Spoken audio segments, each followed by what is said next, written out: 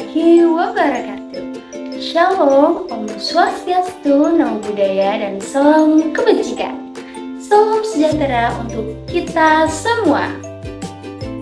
Halo anak-anak hebat, bagaimana nih kabarnya hari ini? Semoga semuanya dalam keadaan sehat dan penuh semangat ya. Hari ini kita bertemu lagi dengan Ibu Dinda.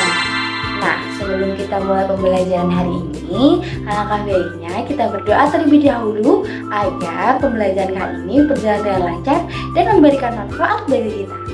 Berdoa dimulai. Amin. Berdoa selesai. Baik anak-anak, hari ini kita akan belajar tentang sesuatu yang sering kita pakai setiap hari.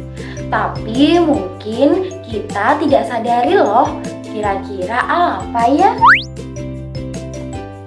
Yaitu energi. Mulai dari kita menyalakan lampu, menyalakan kipas angin, motor, bahkan HP yang kita gunakan untuk belajar hari ini. Tapi tahukah kalian bahwa banyak energi yang kita pakai tersebut berasal dari bahan bakar fosil loh, seperti minyak bumi dan juga batu bara. Tapi sayangnya bahan itu ada batasnya dan suatu saat bisa habis loh. Selain jumlahnya terbatas, energi fosil juga bisa menyebabkan polusi loh.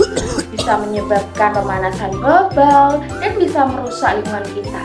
Karena itulah kita perlu jenis energi yang lebih ramah bumi, yaitu energi alternatif. Lalu apa sih itu energi alternatif? Yuk kita pelajari. Nah, anak-anak, energi alternatif adalah energi pengganti energi bahan bakar fosil seperti minyak bumi dan juga batu bara. Berbeda dari sumber energi konvensional yang bisa habis, energi alternatif berasal dari sumber daya alam yang dapat diperbarui. Contohnya seperti sinar matahari, angin, air, panas bumi, dan biomasa atau sisa tumbuhan dan hewan.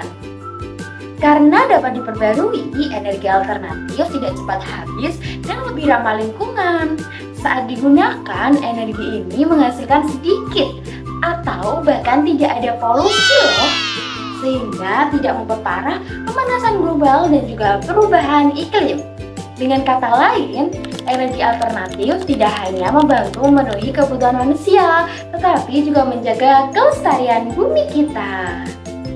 Baik anak-anak, setelah kita tahu pengertian energi alternatif, sekarang kita bahas yuk, apa sih itu tujuan dan manfaat energi alternatif bagi kehidupan kita dan juga bumi ini. Yang pertama yaitu mengurangi ketergantungan pada energi fosil. Kalian pernah lihat asap pabrik atau kendaraan yang sangat hitam? Itu karena kita masih banyak menggunakan energi fosil. Tujuan pertama energi alternatif adalah mengurangi ketergantungan pada energi fosil yang jumlahnya semakin menipis dan sangat mencemari udara. Dengan memakai energi alternatif, kita bisa mengurangi polusi dan memperlambat pemanasan global. Jadi bumi kita tidak semakin panas. Yang kedua yaitu lebih ramah lingkungan. Energi matahari, angin, atau air semuanya tidak menghasilkan asap. Bayangkan kalau udara kita bersih, kalian pasti bisa bernafas lebih lega dan juga lingkungan tetap terjaga kan? Coba kita tarik nafas dalam-dalam. Segar kan? Itu harapan kita bila memakai energi yang ramah lingkungan. Yang ketiga, ada bersumber dari alam dan dapat diperbarui. Energi fosil itu bisa habis, tapi matahari akan terus bersinar, angin akan terus berhembus, dan air sungai akan terus mengalir. Energi alternatif itu berasal dari alam yang tidak akan habis. Ini cocok sekali untuk memenuhi kebutuhan manusia dari masa sekarang sampai masa depan. Nah, yang terakhir yaitu lebih hemat dalam jangka panjang. Memang energi alternatif itu awalnya kita akan mengeluarkan biaya yang agak mahal. Tapi setelah itu kita tidak perlu lagi membeli bahan bakar. Panel surya bisa dipakai bertahun-tahun, bahkan puluhan tahun loh.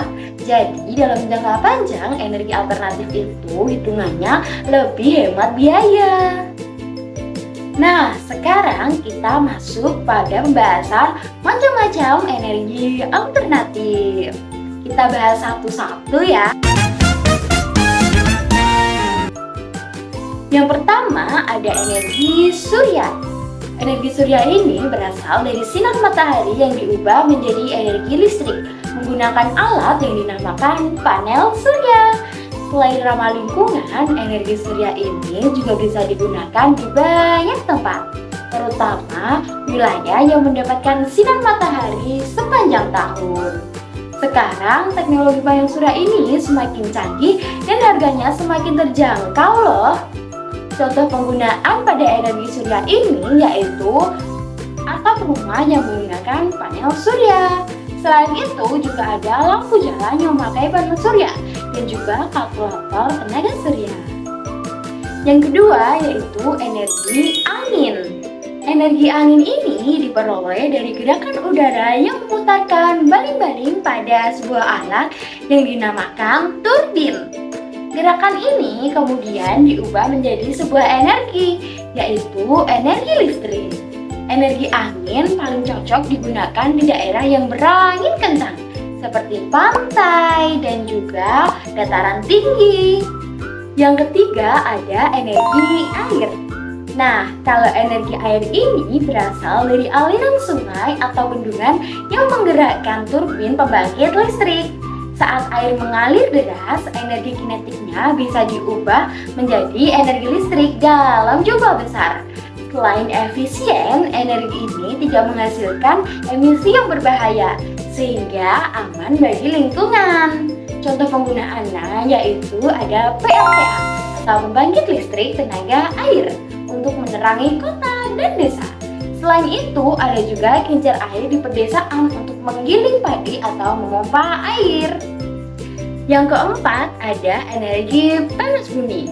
Nah, anak-anak, ada satu energi yang sangat keren, yaitu energi panas bumi atau disebut dengan geothermal.